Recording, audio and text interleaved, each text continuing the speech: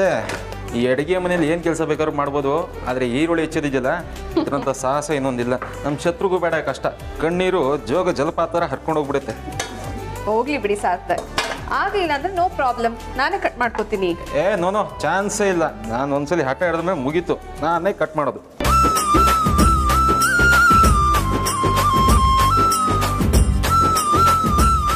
ಅಮೂಲ್ಯ, ಇವತ್ತು ನೀವೆಲ್ಲರೂ ಕಿಚನಲ್ಲಿ ಯಾವ ಕೆಲಸನೂ ಮಾಡೋಂಗಿಲ್ಲ, ಅಡುಗೆ ಮಾಡೋದು ನಾನೇ. ಇವತ್ತಿನ ಮೆನು ನೋಡಿ ಹೇಗಿರುತ್ತೆ ಅಂತ. ಟೇಸ್ಟ್ ಮಾಡಿದ್ಮೇಲಂತೂ ನಿಮಗೆಲ್ಲ ಸರ್ಪ್ರೈಸ್ ಆಗಿಬಿಡ್ಬೇಕು, ನಾನು ಇಷ್ಟು ಚೆನ್ನಾಗಿ ಅಡುಗೆ ಮಾಡ್ತೀನಾ ಅಂತ. ಸರಿ ಅತ್ತೆ, ನನಗೆ ನಿಮ್ಮ ಮೇಲೆ ನಂಬಿಕೆ ಇದೆ ಅತ್ತೆ. ಆದರೆ ನಿಮ್ಮ ಜೊತೆ ನಾನು ಪಾರ್ಟ್ನರ್ ಆಗ್ತೀನಿ ಅಂತ ಒಬ್ಬ ನಳ ಮಹಾರಾಜ ಬಂದಿದ್ದಾನಲ್ಲ, ಅವನ ಮೇಲೆ ಯಾಕೋ ಸ್ವಲ್ಪ ಡೌಟ್ ಹೊಡಿತಿದೆ ನನಗೆ. ಯಾಕಮ್ಮ ನನ್ನ ಮೇಲೆ ಡೌಟ್ ಪಡ್ತಿದ್ಯಾ? ಯಾಕೆ ನನಗೆ ಅಡುಗೆ ಮಾಡಕ್ಕೆ ಬರಲ್ಲ ಅಂತನಾ? ಡೌಟ್ ಏನಿಲ್ಲ, ಕ್ಲಾರಿಟಿನೇ ಇದೆ, ಬರಲ್ಲ ಅಂತ.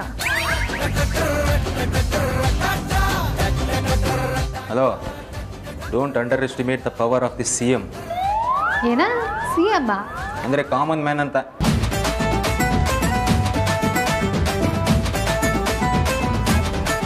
ಲೋ ಬಿಡು, ಯಾಕೋ ಸುಮ್ಮನೆ ಈ ಥರ ಬಿಟ್ಟು ಬಿಲ್ಡಪ್ ಕೊಡ್ತೀಯಾ?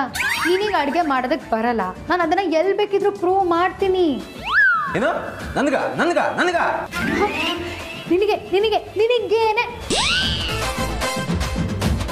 ಹಲೋ, ಸುಮ್ಮನಿದ್ರೆ ಸರಿ, ಈಗ ಇಲ್ಲ ಅಂದರೆ ಗಂಗಾ ನಾಗವಲ್ಲಿ ಆಗೋದು ನೋಡ್ಬೇಕಾಗತ್ತೆ. ಅಲ್ಲ, ನಿನಗೇನು ಗೊತ್ತು ನನ್ನ ಕಾಲೇಜ್ ಡ್ರೆಸ್ ಬಗ್ಗೆ ನಿಮ್ಗೆ ಗೊತ್ತಿದೆಯಾ? ಗೊತ್ತಿಲ್ಲ ಸಾಹೇಬ್ರೆ, ಅದೇನು ಅಂತ ಹೇಳ್ಬಿಡಿ. ನಿಮಗೆಲ್ಲ ಏನು ಗೊತ್ತಿದೆ ನನ್ನ ಕಾಲೇಜ್ ಡ್ರೆಸ್ ಬಗ್ಗೆ? ಹಾಗೆಲ್ಲ ನೀವಿನ್ನೂ ಫ್ರಾಕ್ ಹಾಕೊಂಡು ಓಡಾಡೋ ಚೈಲ್ಡ್ಗಳು. ಕಾಲೇಜ್ ಟೈಮಲ್ಲಿ ನಾವು ನಮ್ಮ ಫ್ರೆಂಡ್ಸು ಮತ್ತು ಆದ್ಯನೂ ಬರ್ತಿದ್ದು, ಎಲ್ಲ ಸೇರಿ ಟ್ರೆಕ್ಕಿಂಗ್ ಹೋಗ್ತಿದ್ವಿ. ಅದು 20-25 ಕಿಲೋಮೀಟ್ರ್ ನಡಿಬೇಕಿತ್ತು. ಬಾವಾ, ನೀವು ಕಾಲೇಜ್ ಡೇಸಲ್ಲಿ ಟ್ರೆಕ್ಕಿಂಗ್ ಕೂಡ ಹೋಗ್ತಿದ್ರಾ? ಒಂದ್ಸಲಿ ಹೀಗೆ ಎಷ್ಟು ಹತ್ತಿದ್ರು ಪೀಕೆ ಸಿಗಲಿಲ್ಲ, ಇರೋ ಬರೋ ತಿಂಡಿ ಎಲ್ಲ ಖಾಲಿ. ಆಗ ನಾನು ಬುದ್ಧಿವಂತಿಕೆಯಿಂದ ಒಂದು ಪ್ಲ್ಯಾನ್ ಮಾಡಿದ್ದೆ. ಏನು ಗೊತ್ತಾ? ಮ್ಯಾಗಿ ಪ್ಯಾಕೆಟ್ ತೊಗೊಂಡೋಗಿದ್ದೆ. ಆಗ ಅಲ್ಲೇ ಇದ್ದಿದ್ದು ಕಸ ಕಡ್ಡಿ ಎಲ್ಲ ಗುಡ್ಡೆ ಹಾಕಿ ಆದಿಮಾನವ್ರ ಥರ ಕಲ್ಲಲ್ಲಿ ಬೆಂಕಿ ಹಚ್ಚಿ ಸ್ಟಾರ್ಟ್ ಮಾಡಿದ್ವಿ. ತರಕಾರಿನೂ ತೊಗೊಂಡೋಗಿದ್ದೇನೋ? ಹೂಜಿ, ತರಕಾರಿನೂ ತೊಗೊಂಡೋಗಿದ್ವಿ. ಆದರೆ ಅಲ್ಲೊಂದು ಟ್ವಿಸ್ಟ್ ಇದೆ, ಅಲ್ಲೂ ಈರುಳ್ಳಿ ನಾನೇ ಕಟ್ ಮಾಡ್ತಿದ್ದೆ. ಆಗಲೂ ಕಣ್ಣೀರು ಬರ್ತಿತ್ತು, ಆದರೂ ಬಿಡ್ತಿರ್ಲಿಲ್ಲ. ಕೊನೆಗೂ ಮ್ಯಾಗಿನ ಮಾಡೇ ಬಿಟ್ಟೆ.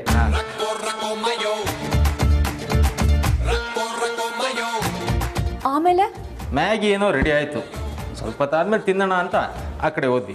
ಹಂಗೆ ಹೋಗಿ ಹಿಂಗೆ ಬರೋಷ್ಟೊಳಿ ಪಾತ್ರೆಯಲ್ಲಿ ಮ್ಯಾಗಿನೂ ಇಲ್ಲ. ದೂರದಲ್ಲಿ ನೋಡಿದ್ರೆ ಯಾವುದೋ ಕರಡಿ ಹೋಗ್ತಾ ಇತ್ತು. ಆಗ ನಮ್ಗೆ ಅರ್ಥ ಆಗಿದ್ದೇನು ಅಂದರೆ ನಮ್ಮ ಮ್ಯಾಗಿನ ಕರಡಿ ತಿನ್ಕೊಂಡು ಹೋಗಿದೆ ಅಂತ. ಕರಡಿಗೆ ಜಾಮೂನ್ ತಿನ್ಸ್ಬಾರ್ದು ಅಂತಾರೆ, ನಾವು ಮ್ಯಾಗಿ ತಿನ್ಸಿದ್ವಿ.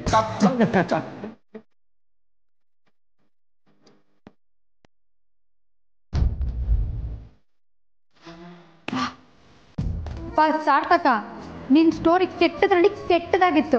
ಅಲ್ಲ, ನೀನು ಏನು ಹೇಳೋದಕ್ಕೆ ಹೊರಟಿದ್ಯಾ? ಅಂದರೆ ಅಡುಗೆ ಮಾಡೋದ್ರಲ್ಲಿ ನಮ್ದು ಆ ರೀತಿ ವರ್ಲ್ಡ್ ರೆಕಾರ್ಡ್ ಇದೆ ಅಂತ ಹೇಳಿದ್ದು. ನನ್ನ ಅಡುಗೆ ಬಗ್ಗೆ ಡೌಟ್ ಪಡ್ತೀಯಲ್ಲ ನೀನು? ನೋಡೀಗ ಅತ್ತೆಗೆ ಎಷ್ಟು ಹೆಲ್ಪ್ ಮಾಡ್ತೀನಿ ಅಂತ. ಈರುಳ್ಳಿ ಕಟ್ ಮಾಡಿ ಬಿಡ್ತೀನಿ.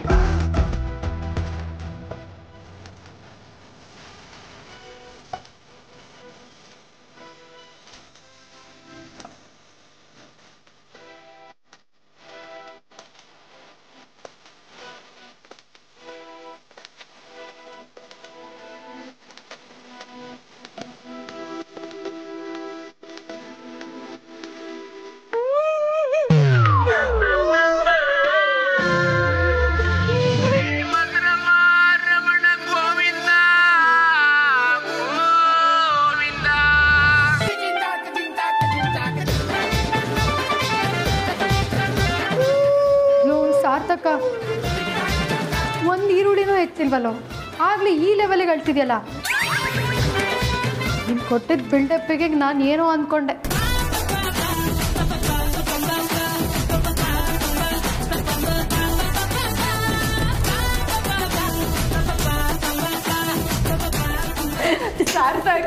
ಪರವಾಗಿಲ್ಲ ಕೊಡಿ, ನಾನು ಕಟ್ ಮಾಡ್ತೀನಿ.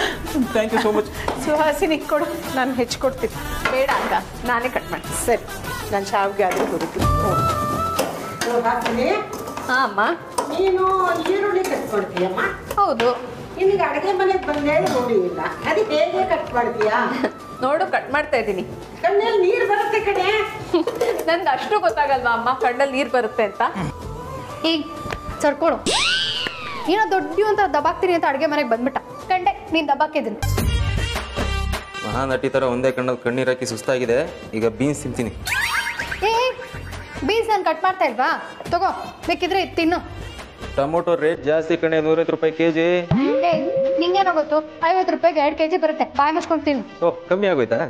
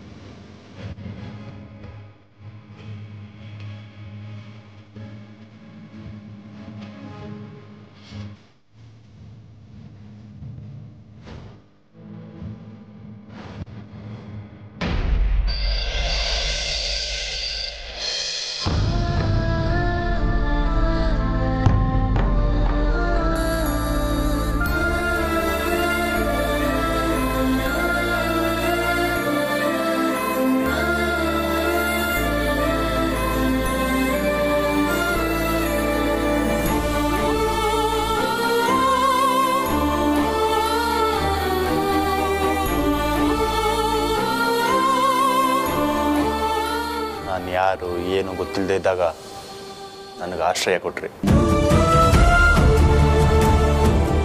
ಬಾ, ನಮ್ಮನೇಲೆ ಉಳ್ಕೊ. ಅಯ್ಯೋ ಬೇಡ ಅಂಕಲ್, ನನ್ನ ಹೇಗೋ ನೋಡ್ಕೋತೀನಿ, ನೀವು ಹೋಗಿ.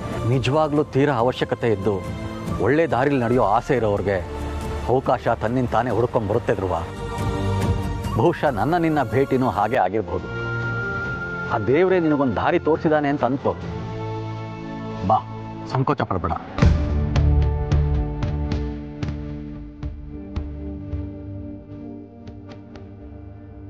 ಮನೆಗೆ ಕರ್ಕೊಬಂದ್ರಿ ಅಷ್ಟೇ ಅಲ್ಲ, ಮನಸ್ಸಲ್ಲೂ ಜಾಗ ಕೊಟ್ರಿ, ಮನೆ ಮಗನಾಗಿ ಮಾಡಿದ್ರಿ. ಅಮ್ಮ ಆರ್ತಿ ಪಾಲಿಗೆ ಅಣ್ಣ ಸ್ಥಾನ ಕೊಟ್ರಿ. ಹೇಗೋ ಅಡ್ಡಾಡ್ತಿದ್ದು ನನಗೆ ಒಬ್ಬ ಮನುಷ್ಯನಾಗಿ ಮಾಡಿದ್ರಿ. ಹುಟ್ಟಿದ್ಮೇಲೆ ಹೇಗೋ ಬದುಕಿ ಸಾಯೋದಲ್ಲ, ಜೀವನ ಅನ್ನೋದು ಸಾಧನೆ ಮಾಡೋ ಮೆಟ್ಲು ಅಂತ ತೋರಿಸ್ಕೊಟ್ರಿ.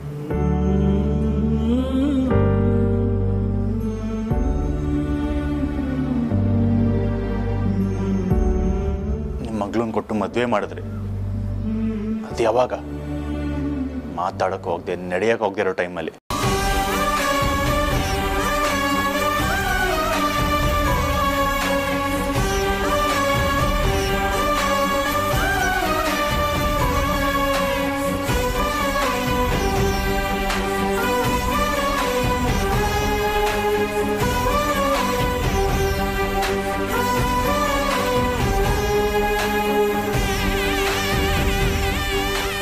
ಇಷ್ಟೆಲ್ಲ ಮಾಡಿದ್ ನಿಮಗೆ ನಾನೇನು ಮಾಡಿದೆ?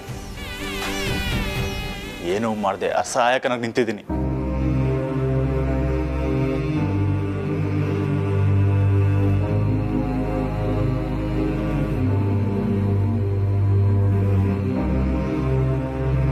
ಇನ್ನು ನನ್ನ ಕೈ ಕೊಟ್ಟು ಸುಮ್ಮನೆ ನಿಂತಿರಲ್ಲ. ನಿಮ್ಮ ಸಾವಿಗೆ ಪ್ರತೀಕಾರ ತಗೋತೀನಿ. ನಿಮ್ಮ ಒಂದು ಜೀವಕ್ಕೆ ಪ್ರತಿಯಾಗಿ ಇಡೀ ಸೈನ್ಯನ ನಾಶ ಮಾಡ್ತೇನೆ. ಇದು ನನ್ನ ಪ್ರತಿಜ್ಞೆ.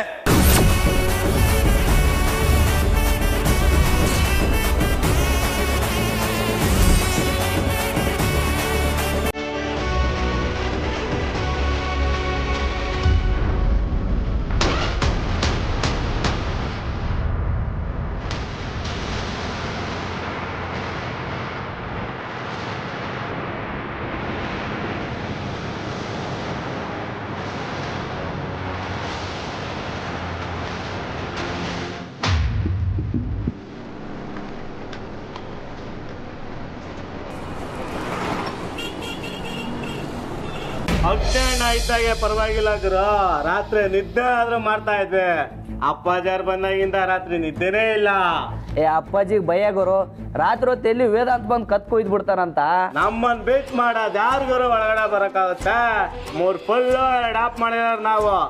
ಅಪ್ಪಾಜಿನ ಮುಟ್ಬೇಕಂದ್ರೆ ನಮ್ಮನ್ ದಾಟ್ಕೊಂಡೆ ಹೋಗ್ಬೇಕು.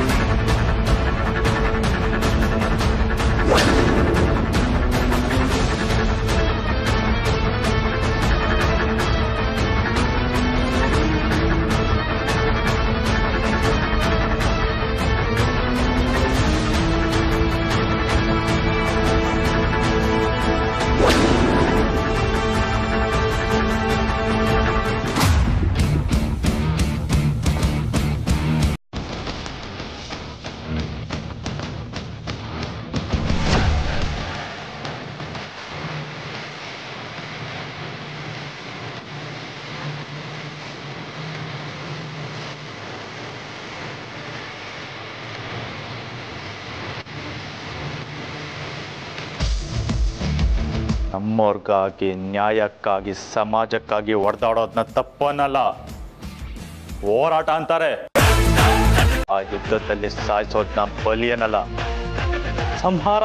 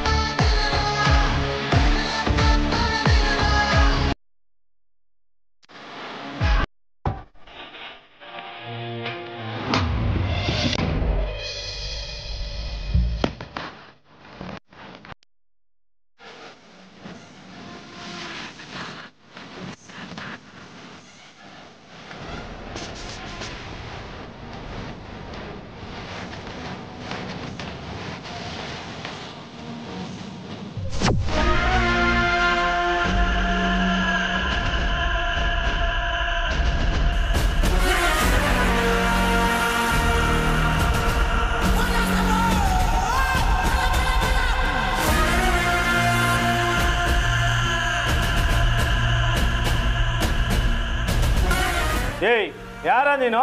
ಧರ್ಮರಾಜ. ಏನ ಧರ್ಮರಾಜನ? ಹಂಗಂದ್ರೆ ಧರ್ಮರಾಜ ಅಂದ್ರೆ ನಿಮ್ ಪಾಲಿನ ಯಮ.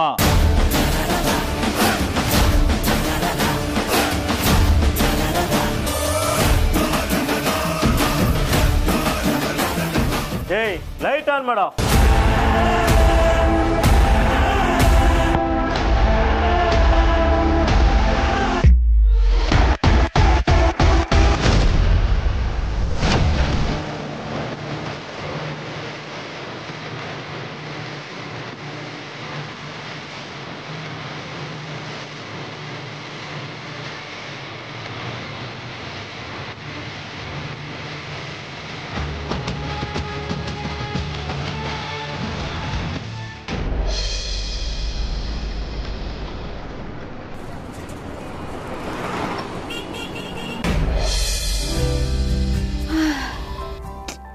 ಈ ವೇದಾಂತ ಇಲ್ಲ ಅಂದರೆ ಆಫೀಸ್ ಕೆಲಸ ಮನೆ ಕೆಲಸ ಎಲ್ಲ ನನ್ನ ತಲೆ ಮೇಲೆ ಬಿದ್ದುಬಿಡುತ್ತೆ.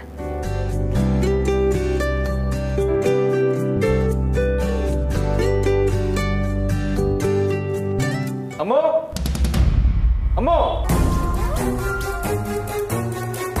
ಏನೋ ಏನಾಯ್ತು ಅಮ್ಮು, ಅದು ಅಣ್ಣ ಯಾಕೋ ಗಾಬರಿ ಆಗಿದ್ಯಾ? ಏನಾಯ್ತು? ಗಾಬರಿ ಆಗೋಂಥದ್ದೇನಿಲ್ಲ ಅಮ್ಮು. ಆ ಧ್ರುವ ಇಷ್ಟೊತ್ತಿನಲ್ಲಿ ಬೈಕ್ ತಗೊಂಡು ಇದ್ಗೋ ಹೋದ. ಬೈಕ್ ತಗೊಂಡು ಹೋದ್ರಾ? ಅಣ್ಣ ಮಧ್ಯರಾತ್ರಿ ಇಷ್ಟೊತ್ತಲ್ಲಿ ಎಲ್ಲಿಗೆ ಹೋದ್ರು? ಫೋನ್ ಮಾಡಿ ಕೇಳಬೇಕಿತ್ತು. ಅವ್ನು ಹೊರಟಿದ ತಕ್ಷಣ ಕಾಲ್ ಮಾಡಿದೆ Ammu. Phone already not reachable ಅಂತ ಬರ್ತಿದೆ. ಫೋನ್ ನಾಟ್ ರೀಚಬಲ್ ಬರ್ತಿದ್ಯಾ? ರಾಜಣ್ಣ ಏನಾದರೂ ಬೈಕ್ ರೈಡ್ ಹೋಗ್ತಿದ್ದೀನಿ ಅಂತ ಹೇಳಿದ್ರಾ? ಇಲ್ಲ ಅಮ್ಮು, ಅವ್ನು ಹೋಗಿದ್ದ ರೀತಿ ನೋಡಿದ್ರೆ ಯಾವುದೋ ಬೈಕ್ ರೈಡ್ಗೋ ಟ್ರಿಪ್ಗೋ ಹೋಗೋ ಥರ ಇರಲಿಲ್ಲ. ಮತ್ತೆ ಅಮ್ಮು, ಧ್ರುವ ಬೆಳಗ್ಗೆಯಿಂದ ತುಂಬ ಕೋಪದ ಇದ್ದ. ಚಿಕ್ಕಪ್ಪನ ಸಾವಿಂದ ಅವ್ನು ತುಂಬ ಡಿಸ್ಟರ್ಬ್ ಆಗಿದ್ದಾನೆ. ಏನೂ ತಪ್ಪು ಮಾಡಿದಾರೋ ನಮ್ಮ ಮಾವನ ಕೊಂದಿರೋ ಆ ಬೆಟ್ಟಪ್ಪ ಮತ್ತು ಅಗ್ನಿನ ಸುಮ್ಮನೆ ಬಿಡಲ್ಲ ಅಂತ ಬೇರೆ ಹೇಳ್ತಿದ್ದ. ಯಾಕೋ ಅವನು ಹಾಗಾದ್ರೆ ರಾಜಣ್ಣ ಬೆಟ್ಟಪ್ಪ ಮತ್ತೆ ಅಗ್ನಿನ? ನನಗೂ ಅದೇ ಅನುಮಾನ ಬರ್ತಿದೆ ಅಮ್ಮ. ಧ್ರುವ ಆ ಬೆಟ್ಟಪ್ಪನ ಮನೆಗೆ ಹೋದ ಅನ್ಸುತ್ತೆ. ಅವನಿಗಿರೋ ಕೋಪಕ್ಕೆ ಅವ್ರನ್ನ ಕೊಂದ್ರು ಕೊಲ್ತಾನೆ.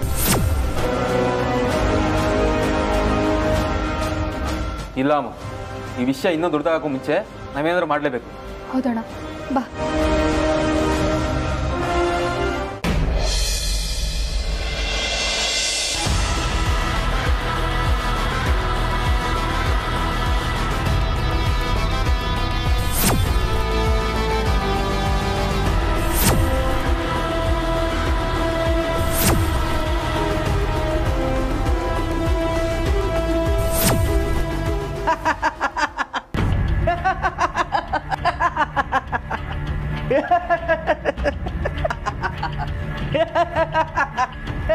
ಯಾಕ ನಗ್ತಾ ಇದೆಯಾ? ಯಾಕೋ ಮಗ, ಏನಾಯ್ತು? ಇವ್ನು ಯಾರು ಗೊತ್ತೇನೋ? ಅವತ್ತು ಅಗ್ನಿಯಣ್ಣ ಮೇಲೆ ಹಾಸ್ಪಿಟ್ಲಲ್ಲಿ ಅಟ್ಯಾಕ್ ಮಾಡಕ್ ಬಂದಿದ್ನಲ್ಲ, ಅವನೇ ಇವನು. ದೊಡ್ಡ ಚಲ್ಡ್ ಗಿರಾಕಿ. ಏಯ್ ಹೊರಡೋ ಇಲ್ಲಿಂದ. ಇಲ್ಲೆಲ್ಲ ಬರ್ಬಾರ್ದು, ಹೋಗೋ. ನಿನ್ಗೆ ಹೇಳ್ತಾ ಇರೋದು ಹೊರಡೋ. ನೀನೇ ಕರೆಕ್ಟಾಗಿ ಹುಡ್ಕೊಂಬಂದಿದ್ಯಾ. ಅಪ್ಪಾಜಿ ಬಂದ್ರೆ ನಿನ್ ಕತೆ ಮುಗೀತು. ಹೊರಡೋ ಬೇಗ, ಇಲ್ಲಾಂದ್ರೆ ಅಷ್ಟೇ ನೀನು ಇವತ್ತು.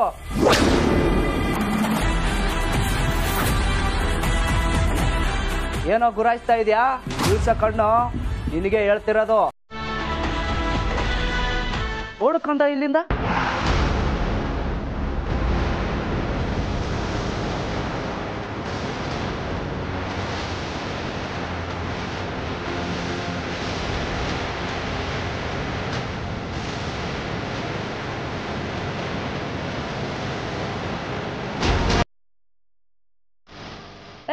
ಓಡ ಅಂದ್ರೆ ಬಿಡಪ್ ತಗೊಂತಿದ್ಯೇನಾ?